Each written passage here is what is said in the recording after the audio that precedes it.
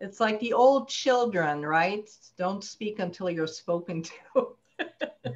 Okay, so the recording is starting. Welcome to Power Skills 2021, hosted by the wonderful Kat, our career advising and transition services at McGill School of Continuing Studies. I wanted to remind you that Power Skills is a free 3 days virtual career summit, almost ending today, which is really sad, that is here to inspire you, to motivate you to create and connect with a wonderful series of keynote speakers through webinars, workshops, panel discussions, and cafe chats. It's my pleasure, my great pleasure and honor to introduce the moderator of the panel, Dr. Carola Val. Carola is the current Dean of Continuing Studies at McGill.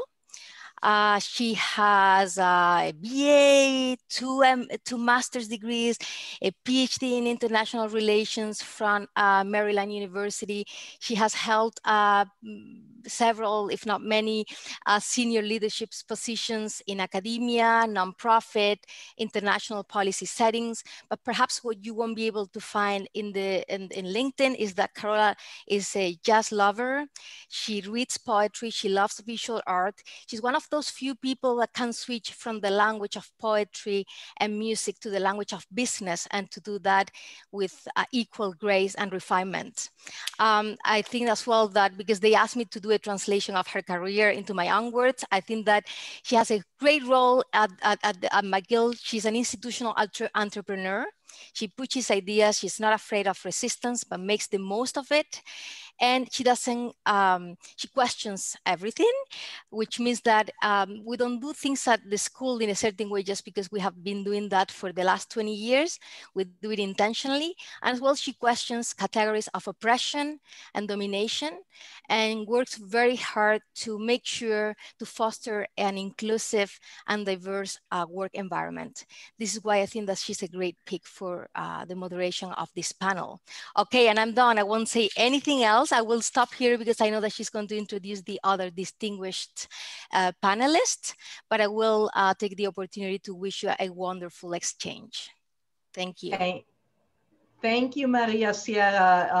I would blush even more. I already have red behind me, but before we get to the panel, I know that we have some amazing colleagues here from our career advising and transition service team, and I just want to give them an opportunity to introduce themselves because they're also helping to facilitate the session. Valerie, do you want to take the lead?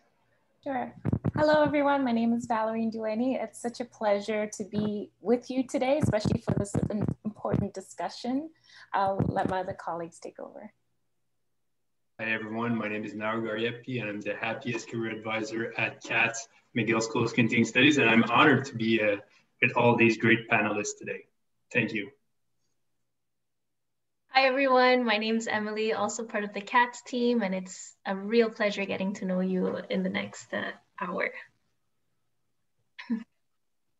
Thank you all. So I would like to, I'm going to share my screen just briefly so that we can talk a little bit about why are we here today. And just give me one moment to put this in a slideshow. Thank you so much for joining us this afternoon. If you are in Montreal, you know it's a beautiful sunny day, and you could probably be outside and skiing or snowshoeing or walking down the river, along the riverside. So we really appreciate you taking the time to be here. If you are elsewhere in the world, thank you so much for taking time out of your day. I am delighted and honored to be here with you today to facilitate a conversation with 4 visionary women on a topic that I think has affected each one of us in many different ways, men and women alike. But as you will see, perhaps women in more fundamental ways. And I should say here that when we speak about women, we speak about individuals who have been identified or who self-identify as women. Women have lost work at higher rates and have been slower to be hired. Women have held disproportionately more jobs in service industries hardest hit, like tourism. Women hold disproportionately more jobs in healthcare and caregiving roles and still often carry the largest responsibility for childcare than men do. Now, this is not new, but it has been exacerbated by the pandemic. And the two images that you see here, the two women, these are two women, one in the US, one in Canada, who have in fact been describing, and Nicole Mason in fact coined the phrase of the she-cession. The idea that we're not talking about a typical recession, but that this is one that has had a disproportionate impact on women specifically. But as you will hear throughout our conversation today, some of the issues that we're dealing with are not exclusive or unique to our current time. These are structural issues that need to be addressed. And each one of us has an opportunity to make a difference, to fight the inequalities that impact and affect women and men. So today, I am joined by a group of women from Quebec and Ontario who came together, and now of course all across Canada, who came together to do something about the current situation and working proactively to build a better future for Canadians in particular. I'm going to introduce them just very briefly, but then ask them to introduce themselves. So today we have with us Christiane Bergevin, who is a proud McGill and Wharton graduate and owns her own strategy firm, as well as serving as a consultant to many others. And she also happens to be a member of the McGill University's Principal International Advisory Board. Christiane has been inducted into Canada's Women's Executive Network Hall of Fame and has been named as a top 25 women of influence in Canada. We also are joined today by Annie Hoteyan-Joly. And Annie is an independent corporate director and member of board of directors of the Ontario Power Generation, where she is chair of the Audit and Risk Committee and a member of the Compensation, Leadership and Governance Committee. She also serves on an incredible number of community boards and has just been an incredible builder of social capital as well.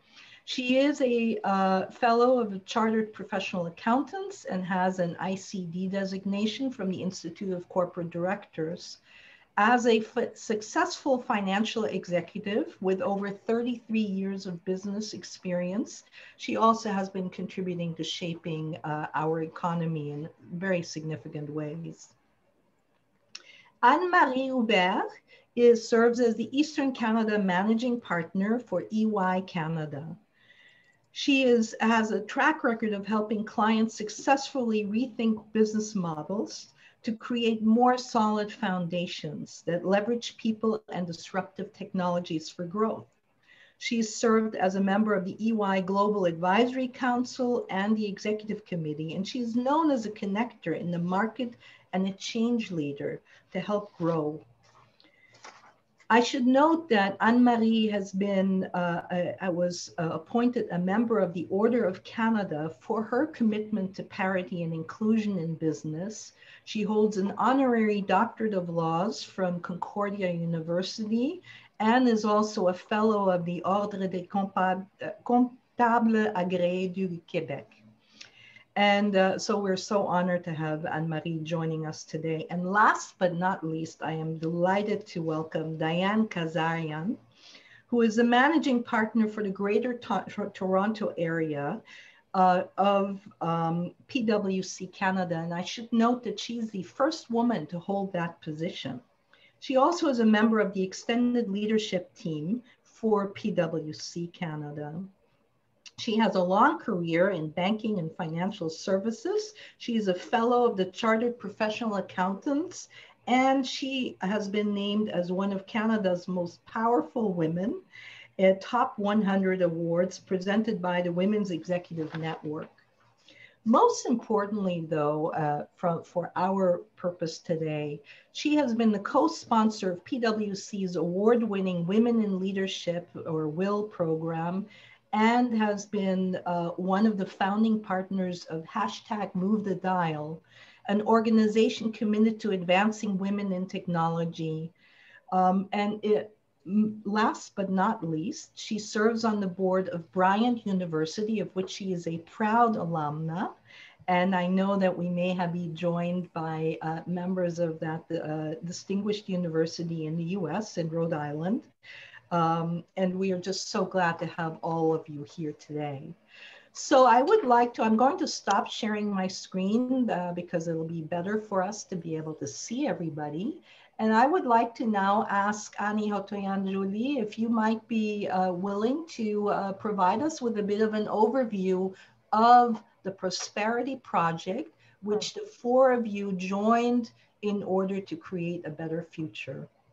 Yes, thank you very much. And good afternoon, everyone. I'll just take a few minutes to provide an overview of the project. So as Carola said, the Prosperity Project is a national not-for-profit organization, which was founded in March 2020 and was launched only 7 weeks after that on May 21st.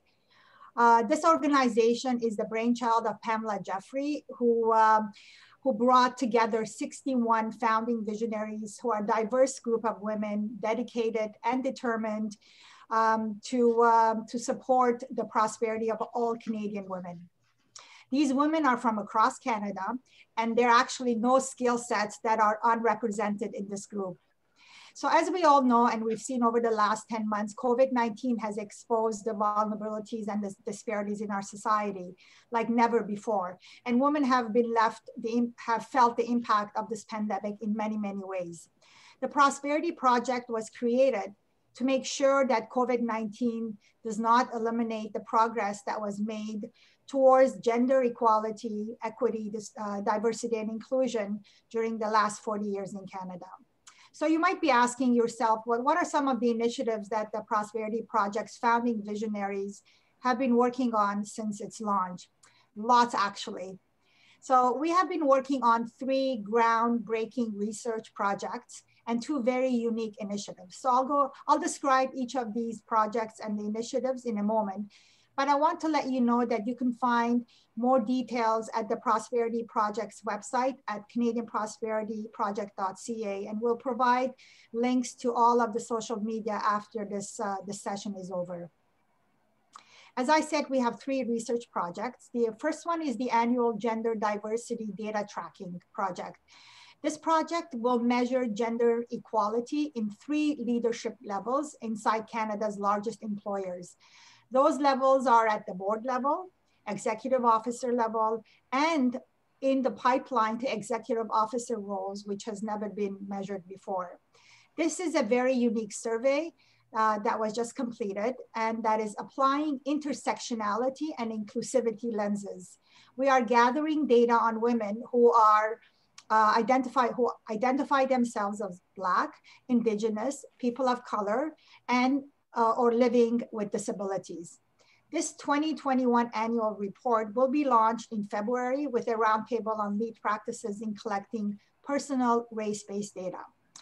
The second project is Canadian Households Perspective on New Economy, which is looking at how COVID-19 and the existing and widespread attitudes are impacting women's skills development, women's careers, and women's economic security.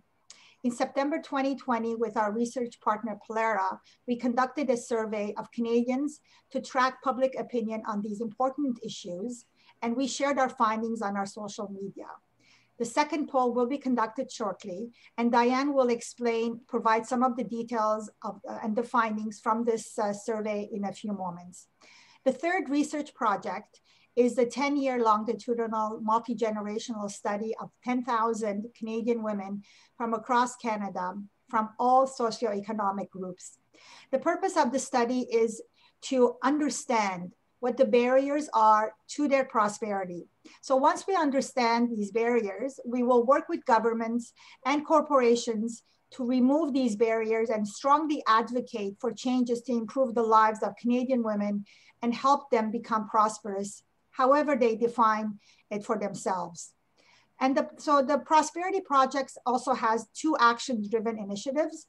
The first one is the Matching Initiative, which will match volunteers to nonprofit organizations that offer services or support women or girls and who may be interested in working with a volunteer to bolster their in-house skills. So we are looking for volunteers for a period that would be willing to volunteer their time between 40 to 160 hours over a 6-month period.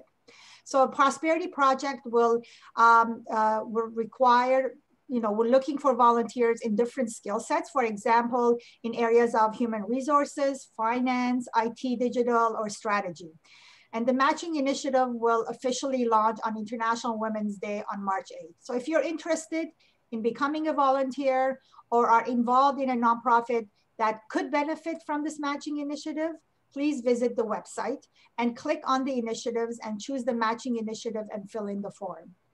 And the second initiative is the Rosie the Riveter Inspired Campaign Initiative, which will focus on 5 barriers to women's prosperity, such as lack of awareness of training or job opportunities, limited access to role models or mentors, lack of partner support at home, lack of access to affordable childcare, and lack of leadership commitment to gender parity. So to address some of these barriers, we are currently working on a mentorship program, and we will be launching this program very soon.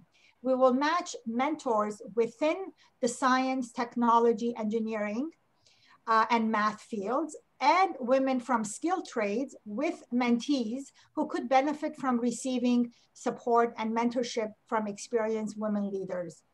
We're also working on organizing a number of educational webinars. We are actively posting the ads for these webinars in our social media, and we encourage you all to register to these complimentary webinars. We already hosted 2 webinars in November, and had 3 in January, and the next one is going to be on January 28th. And we're also scheduling 3 seminars in the month of February. All past webinars are on the Prosperity Project's website at canadianprosperityproject.ca. Carola, this is in a high level as to what the project is all about, so I'll turn it over back to you. Thank you very much. I would now like to, and we'll have a chance to do a deeper dive into each of these initiatives, but thank you so much for just providing a broad overview.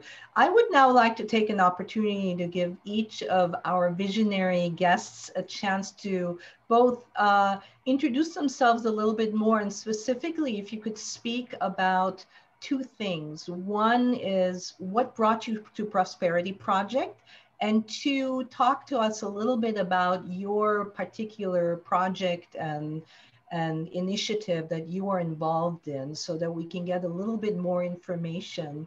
And perhaps I might start with Diane, since Ani had also just mentioned Diane Kazarian. If you would perhaps start us off with why did you come to Prosperity Project, and what is the Household Survey Initiative all about?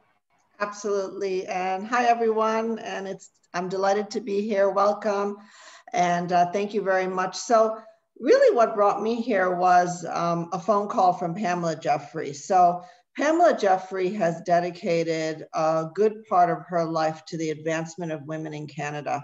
And I got to know her through the Women's Executive Network many, many years ago. And she has incredible foresight. And when she called me and she said, Diane, with COVID, and this was in the very, very early days of COVID, her initial research and her intuitions told her that there was something here, something very important for women in Canada, and something that she wanted me to join her with the other visionaries.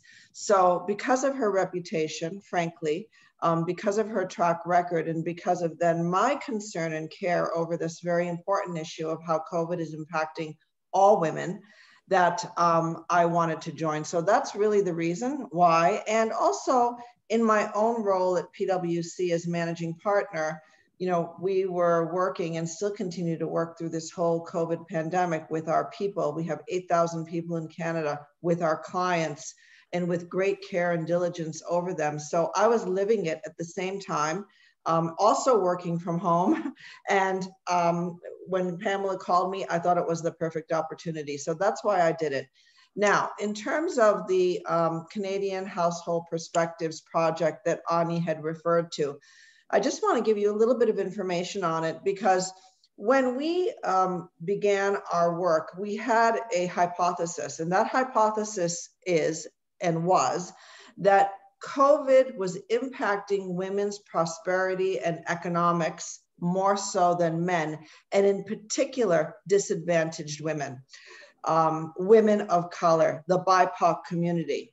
And so through our research, we know that 70 to 80% of household spending power is in the hands of women. So that's important to note.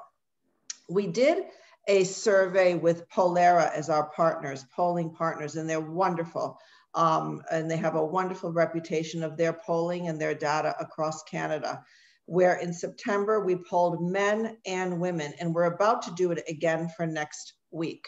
And here's some of the statistics that came through as a result of that polling. 58% of working mothers feel guilty about not spending time at home with children versus 40% of men. 68% of mothers with children 18 years or younger are responsible for the majority of the typical stereotypical household duties versus 29% of men.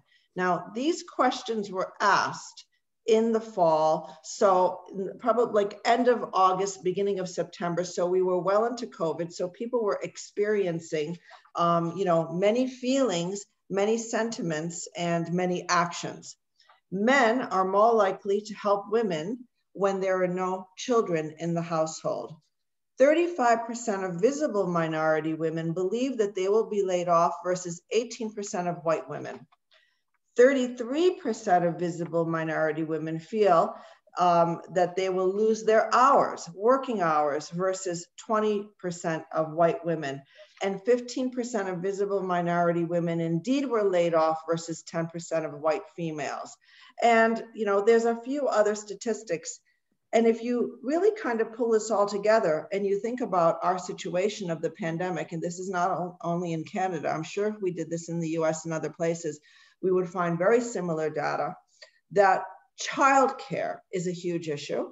We have women and men all working from home, but you have small children who are unable to go to school, and the women are feeling disproportionately disadvantaged as opposed to the men because of the fact that they're trying to balance all of these things. So these are really important facts that we learned. We're going to go back out with the survey again, and we're going to be adding a number of other questions to the survey, and specifically around childcare. And so that's a little bit about the survey, and later on I'm happy to take any questions. And we're really proud of the work that we've done again with our polling partner Polera, and we look forward to gathering more information and data, because data speaks volumes. Thank you. So true. And Canada in particular has struggled with not having enough data on so many different issues. So this is really an invaluable contribution. Anne-Marie Hubert, I wonder if you might want to speak a little bit about your journey to Prosperity Project and your part in the project. Thank you, Carola. Your journey typically starts from where you come from. I'm here in the region where I grew up in the Upper Gatineau Valley. And I grew up with people, back then we called it les Anglais, les Français, puis les Indiens. I was allowed to say, called First Nations Indians back then. And we were all the same. We were in the same school. We didn't see any difference. In fact, the big difference for me was the fact that I thought the First Nations people were smarter than I. I spoke only French, and they spoke 3 languages. So you grow up as a child, and that's your view of the life. And then as an adult, you realize they don't have the same chances. And in fact, when I was a child, we had challenges with water in the city, and we went on the First Nations reserves to get water because they had water systems that were cleaner than ours. So we didn't see those differences. Then you get in the work environment, and you realize that not everybody from different communities have the same chance. So I aspire. I have 2 sons and 1 daughter, and I aspire to a world where my 3 children and the people I work with will succeed in all aspects of their lives. And we still have work to do as a society to get there, to enable everyone to make a difference. So when, similar to Diane, when Pam calls, you kind of know that Pam is a visionary and she has foresight, and if she comes up with ideas, and it's okay, well, if she's starting a project, it's high likelihood that we're going to focus on the right problems. And if she's bringing together 63 women leaders from across Canada, and we together focus on the issue and engage the next generation of leaders, what are the people that are representative of the Canadian society? And really by that, we build networks that we don't naturally have. We're going to be able to drive change through a number of initiatives, learn, and really address the issues of society. And people don't mean bad. My clients don't mean bad when they don't have the diversity. They just need help. They just need to understand that this is wrong. And once they see the challenge and you give them a few tips to move forward, they make progress. So we have a chance. COVID created an opportunity to make a real difference. And we're all committed to join forces to make it happen. And we have a fantastic leader to inspire us and work together to make a difference for people in our country. Thank you. Merci beaucoup, Anne-Marie. This is great, and it raises some very important issues around populations that I think hopefully will in fact benefit from the attention that you and your colleagues are now paying to these concerns. Christiane Bergevin, I wonder if you could talk to us a little bit about your journey that brought you to Prosperity Project and how you are involved in the project. Absolument. Merci, Carola. Félicitations pour l'initiative. So if I join Prosperity is first because I'm a woman. Second, because my mother was a single mother. And she had a dream for me, which was to have higher education. And I could see the inequalities back then. I was, lucky. I went to McGill. I'm lucky that at McGill, we have a principal, Suzanne Fortier, who's transformed the landscape, even in having more women deans than most universities, and they're all excellent. So I'm a true believer that engaging the full population is important. But most of all, why I joined Prosperity is that when Pam called, I thought we had the chance, all of us, to unite Canada around a common cause. And my role was a little bit to bring in, more people from Quebec so that we can push together. And the last time, do you know, Carola, when the last time this happened, that women in Canada rallied? It happened in 1970 for the Royal Commission on the Status of Women from Quebec, from across the country. They produced 167 recommendations. The number 2 recommendation was daycare system so that women could engage. Still, 50 years later, over 75 of those recommendations are not yet fulfilled. So this is why I joined. We can all make a difference. Sorry, realized I was still on mute. That is amazing. It also, it shows, unfortunately, how long it takes to make change happen. And the difficulty that we face, not just in Canada, but I think also south of the border and many other federated countries, that each province, each state has its own way of doing things. And so finding a way of unifying everything is truly important. Ani, you gave us a wonderful overview of the project, but I would love to hear a little bit more about your own personal journey that brought you here.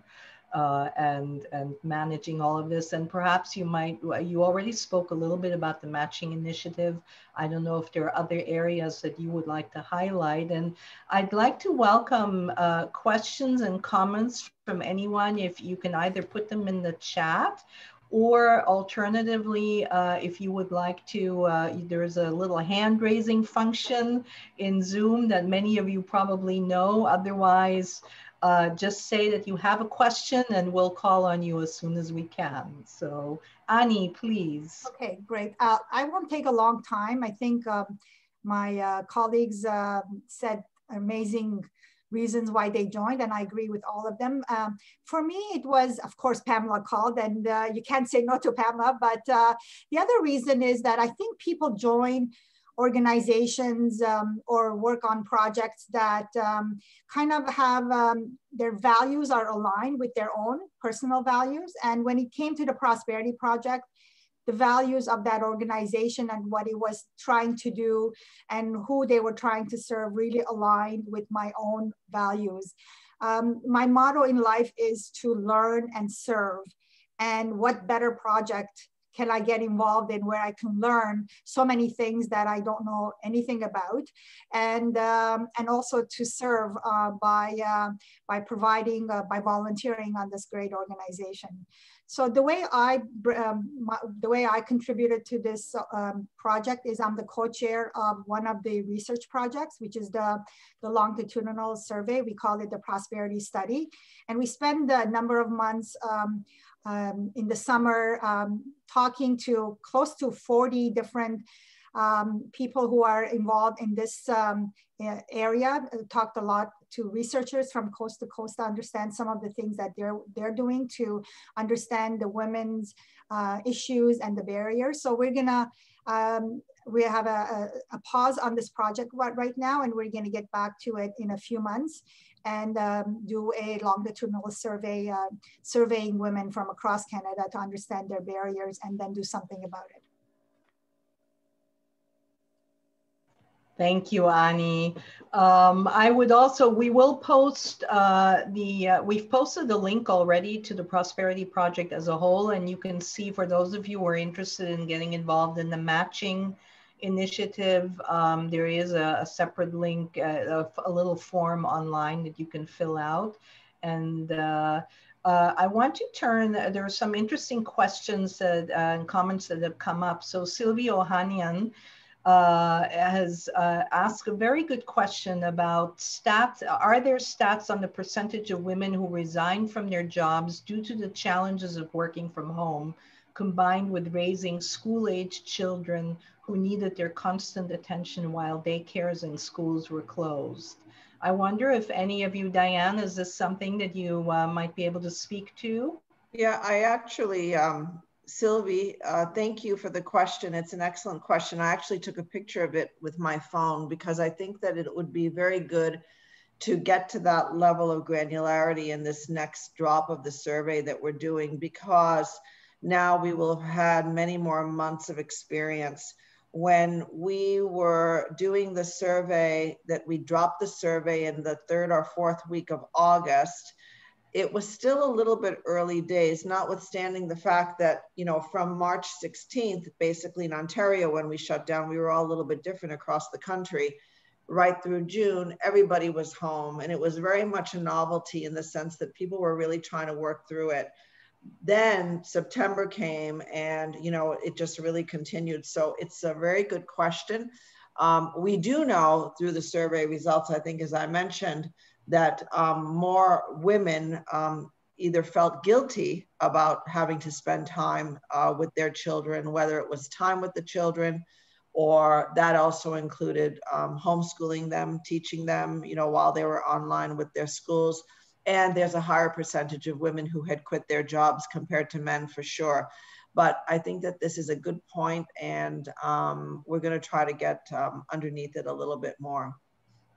And maybe if I can complete that, there was a report, I don't know if it was permanent or not, that 1.5 million women lost job. Might have been temporary, but if you know that there's 20 million women or so in the country, that about 60% are in the workforce, that's a lot of women. And if you look at the US stats, you know, there's been close to 1 million women losing jobs per month, far more than the men's side, but also rejoining with a much slower pace. So it's an international phenomenon, right? We just have a smaller population in Canada, so it shows more. Yeah, absolutely. Carola, this is, oh, sorry, Diane, you want to go? I was going to say, this is the type of things we're trying to tackle. Like, we know for a fact in our organization that we have 25% of our people who are parents of children 14 and below, men and women. We don't make any distinction. All of those parents feel guilty. You want to do your work, you want to take care of your children, you feel you're not doing one. So we trained all of our leaders and all our parents. How can we support you better? And how can we work as a team to reduce the pressure on the ones who have those types of pressures or elder parents? It could be any one of us. You could have older parents. So how do we create an environment where we're going to team together and acknowledge the fact and allow our fathers to be great fathers and our mothers to be great mothers, and find ways to share the workload at home and coach them to do that, and at work, and make it clear that we expect the same of our males. That's the type of societal change that we need. And I can't tell you how many young fathers are almost grateful of this crisis, because they were working all the time. They didn't have a chance to see their children before. So the bonding with their children, they're there. They change the diapers. They do stuff that they would not have been expected to do before COVID. But that's a clear message we sent to everyone. It's not men or women. If you've got children, you got to take care of them. That's a basic expectation of society we need to have post-COVID, and the crisis. But it's harder. The society is not there, so it's harder cultural change to do. But together we could do that type of cultural change. Absolutely, that's very true. I would add that StatsCan recently did a survey of life impact and the social life of Canadians in particular, and found indeed that women were the one major reason for the lack of participation of women in the workforce, and the continued slow growth of participation of women in the workforce was precisely the point that Sylvie Ohanian made, which is that they felt, in some cases, even trapped or unable to return to the workforce, even if they had an opportunity. So it's not just about the loss of jobs, but it's the loss of choice in what you do that is so critical in these kinds of situations. And I'll see if I can find a link to the report, but it really brought home the fact that many women, even if they had the opportunity to be employed, had to make very difficult choices about, do I work or do I stay at home, which is also work, but unfortunately uncompensated work for most people. So very much. We had a question earlier also about volunteering. If the volunteering opportunities are all across Canada. I think it was Fab Breton who asked about opportunities specifically in Toronto, but I know that we have people here from all over the country. Could you speak, I don't know, one of you, maybe Annie or Christian could speak to how can you volunteer if you are in Toronto, for example? Well, you can volunteer wherever you are. The matching initiative is across Canada, because if there is a nonprofit organization that works on women's issues in British Columbia or Newfoundland, we want volunteers to be in those provinces, but it doesn't have to be somebody from another province can volunteer the nonprofit organization, because everything is virtual right now. So if you want to volunteer, and the matching initiative is a perfect way to give back. And also maybe Annie, you want to say, because I saw Laura Cardenas yes.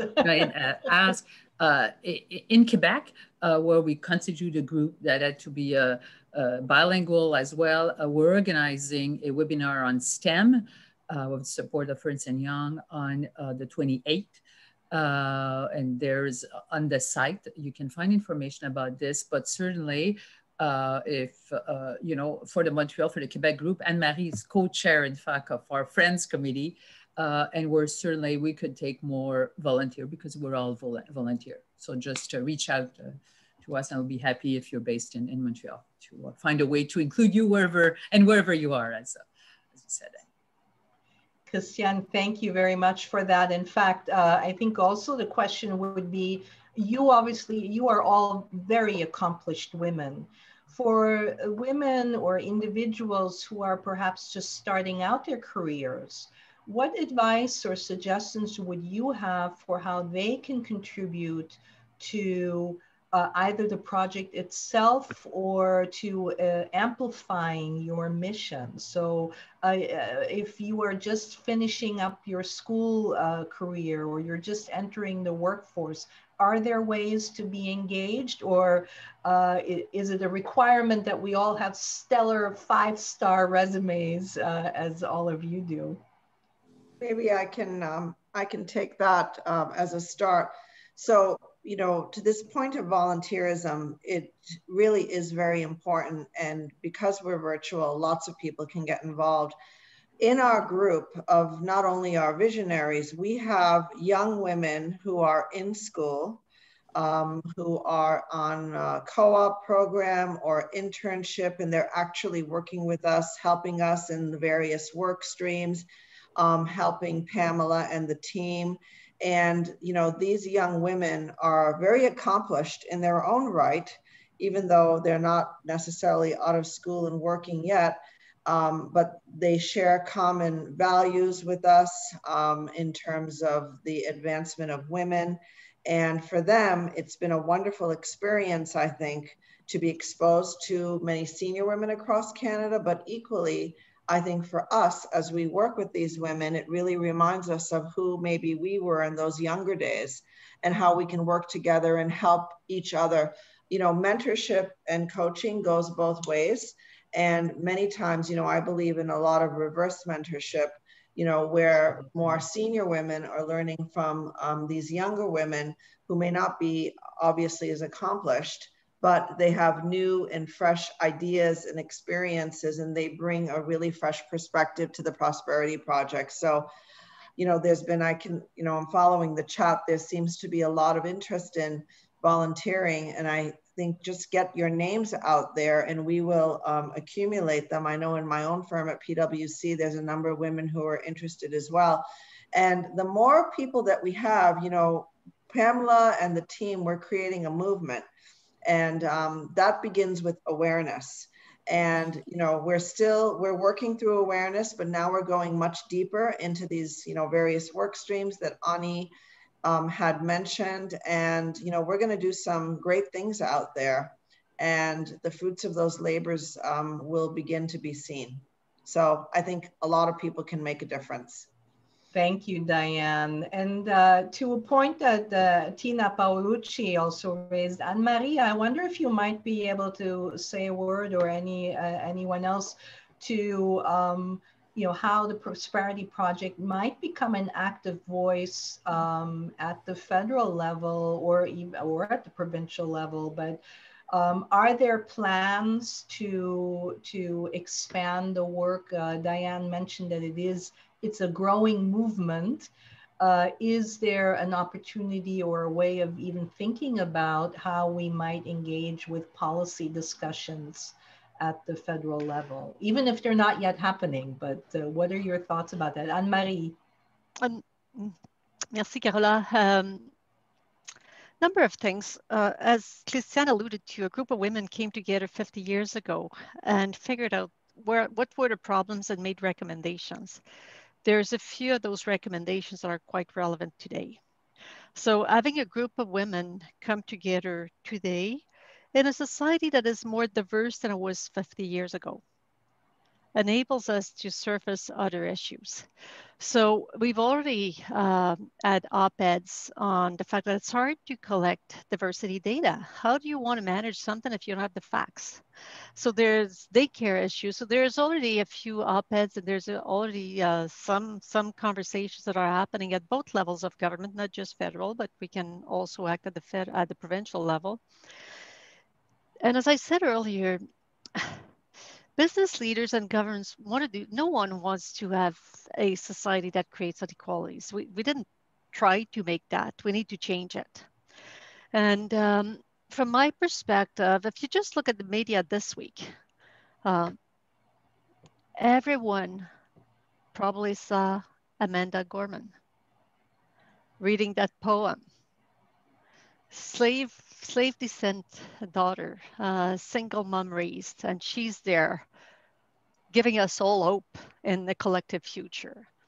We all heard the speech of Joe Biden, and he said a lot. He laid out a multi-pronged plan to address longstanding racial inequity in the U.S. We're at Economic Forum, Davos virtual this week. The Global Risk Report. What do they put in that Global Risk Report? Social cohesion is more important than ever. If you look at State Street, one of the largest asset managers in the world, they're saying racial inequity is a systemic risk. And we've seen, we will get the results of United Way campaigns across the country. We've seen government provide funding to United Way to help bring together business, community organizations. The results in a population with less jobs, less money, the results are fantastic. So people want to make a difference. So when you see regulators, investors, policymakers wanting to make change, we have an opportunity with this group of women, this group of leaders to help make smart change and help educate the policy agenda. This country, Toronto is the most diverse city on the planet. 1/3 of the population of Montreal was born in a foreign country, over 40% in Vancouver. We should be the world leader, and this group of people can make a difference together with the next generation to bring us there, together with the business community, with the investment community, and with the government. This is what we should aspire for. These are our values, so we can make a change now. The crisis creates an opportunity for us to move forward. And maybe you want to say, Anne-Marie, we've in fact already started talking to Ottawa. They reach out to Pam and some members of the group in terms of building, the budget. They care as to happen someday. But the same in Quebec, the government of Quebec has been quite proactive. They had mandated the group to bring stats. They contacted us. So the exchange of statistics, and that's very, very important. Data has to travel the whole country. We have to be able to say that because we've had daycare in Quebec for a number of years, we have over, 12, 15% more of the women population engaged in the labor force. And that can be used as a stat to make it happen in the rest of the country. So working together, engaging First Nation, engaging women of all races, so all together. Thank you very much. Annie, would you like to add to that in any way, or Diane? No, I think they've said it all. Right. Well, I'm conscious of time, but I want to get in a couple of more questions that I think our audience, and we have an audience that is not just live with us, but we will have a much larger audience in the afterlife of the summit, as all of these will be posted and available for future viewing. But I know that as you encountered, so far, you've all been involved in this project since its birth as founding mothers and visionaries. If you had to do it over again, what kinds of lessons have each one of you taken from this experience? And obviously, all of you have been involved in other initiatives and in other movements, but if you had to give advice to yourself or to others at the beginning of getting involved in this kind of an effort, what would you say this experience has brought to you? Christiane, would you like to start us off? Yeah, well, I would say that I thought having a diverse lens, having been chair of the Canadian Chamber of Commerce, having brought diversity policy, that was quite well connected. Well, you know what? We have a regional chair in Quebec, Caroline Mibel, who comes from the Haitian community. She's wonderful. So when we put together the STEM panel, you know what? She came with these wonderful women of different cultures, none of them whom I knew. So I thought one thing, we can always broaden our network, right? And bring all of us together as a population. So I don't think I would have done anything differently, but what it's giving me is a whole new set of fantastic young women, right? Of women of all ages, of different communities. Thank you. Ani? I think at the beginning of this project, I was a bit naive. You know, I'm co-chairing the longitudinal study. I thought, oh yeah, you know, we'll just talk to some people. We'll get find 10,000 women across Canada. We'll just send the survey in a few months. Boy, was I ever wrong. This is a very complicated process, and it requires a lot of understanding, being empathetic, listening, and seeing where people are coming from. Also, the importance of involving communities from across Canada, how important it is to hear the voices of every single group in this organization, in this wonderful country that we all live in. So it just made me a better person to be part of this great organization. And there's so much more to learn still. Thank you. Diane? So a little bit like Ani, a little naive starting it. I think one of the learnings for me was in the beginning, I sort of didn't think that I would be impacted. But one of the things that I've learned is that all women, I think, are impacted by COVID in one way, shape, or form. So it is a very sort of common ground. Secondly, for me, I did not have the appreciation that I have today of the different communities that we have in Canada. I didn't appreciate that, you know, for example, where we have lack of digital capabilities in certain parts of Canada, these incredible women couldn't participate in the survey, and they really represent the face of Canada. So that was really important for me. And it wasn't so much because I think I'm open and sensitive and transparent, and I don't like to take a Toronto perspective on things per se, but it made me appreciate much more the beauty of what we have as assets in Canada of these incredible women. And I, in the beginning, sort of thought I knew it, but now I deeply understand it. And I think it makes me a better mother, makes me a better partner to my husband. It makes me a better employer, to be able to embrace all of the views and the different communities that our women represent, and really empathize what people are going to. Like, we're in the depths of the detail on this, and it's pretty profound.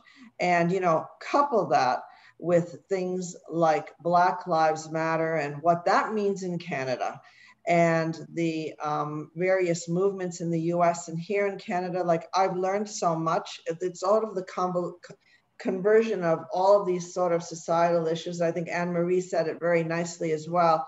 I didn't truly appreciate these points when I started on this project back in whenever it was, Ani, maybe April.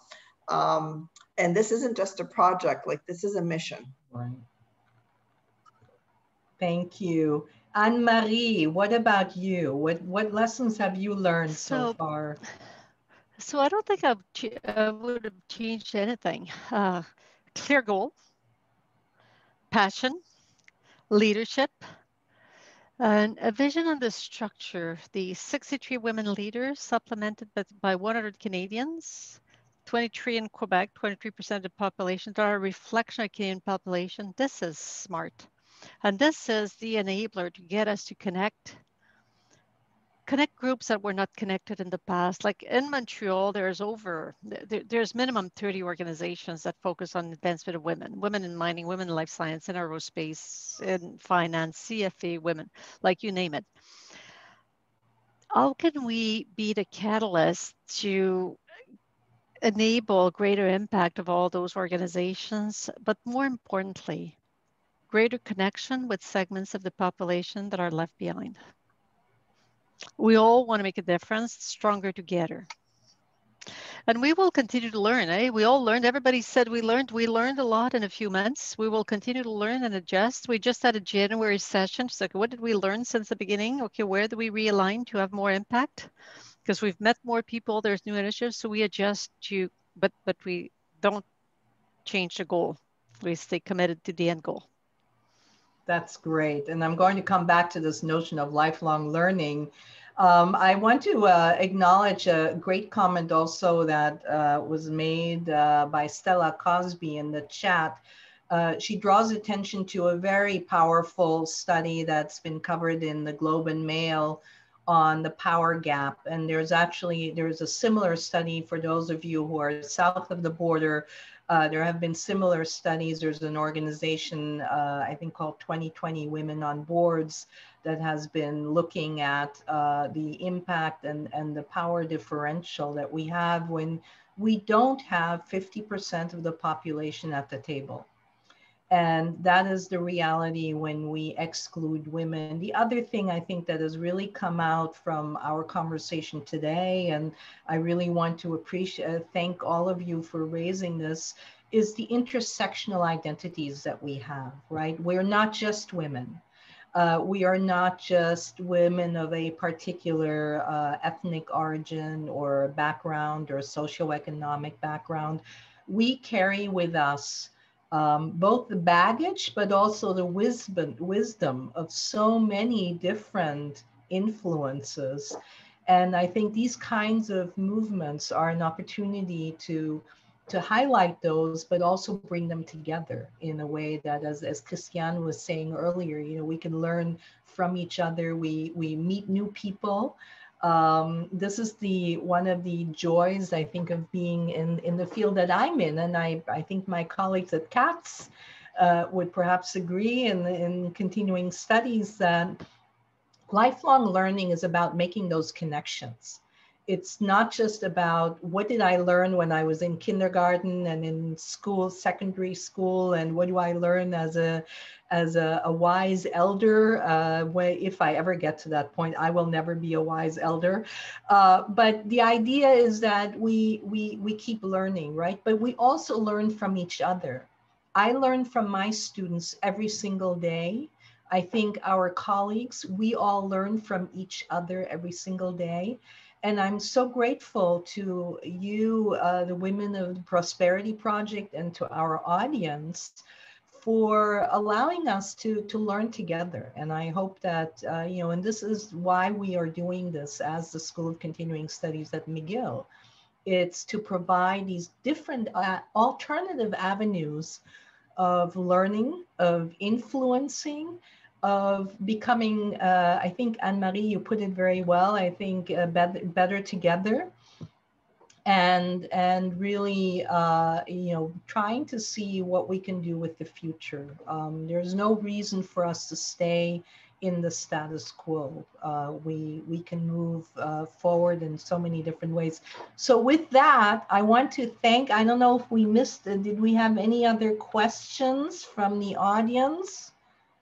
Then I would like to, I'm going to share my screen, but in the meantime, I would open it up to our panelists. If there are any final words that you would like to share, I'm going to put some information about how you can connect with the Prosperity Project on the screen, and hope that all of you will think about getting involved if you can, as a friend, as a matching mentor, but let us know how, you know, how we can help.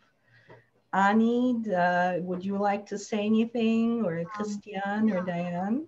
I think just quickly, you don't have to be a founding visionary to make a difference. I think every single one of you makes a difference every single day. So continue doing what you do, because you don't know who you're impacting with your words, your kindness, your generosity. All the best. Yeah, and I would say, it's Diane here, I would say follow us. You can see Prosperity Project on your screen. You can follow us as well on LinkedIn for those of us on Twitter, because I feel that our social voices are very strong. Yeah. I would echo that. I think it's very important to amplify our voice, where several of us are very active on Twitter. Please retweet. There's more room recently on Twitter because some contributors are no longer there. But what I will say as well, Carola, you're doing a wonderful job with continuing education.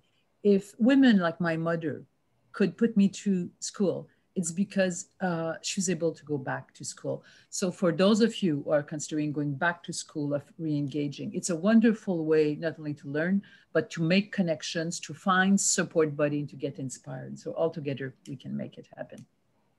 Anne-Marie, thank you very much. Anne-Marie? So I'd say to all the women who are listening, believe in you. There is a tendency for women to want to be perfect before they aim for something. Nobody's perfect.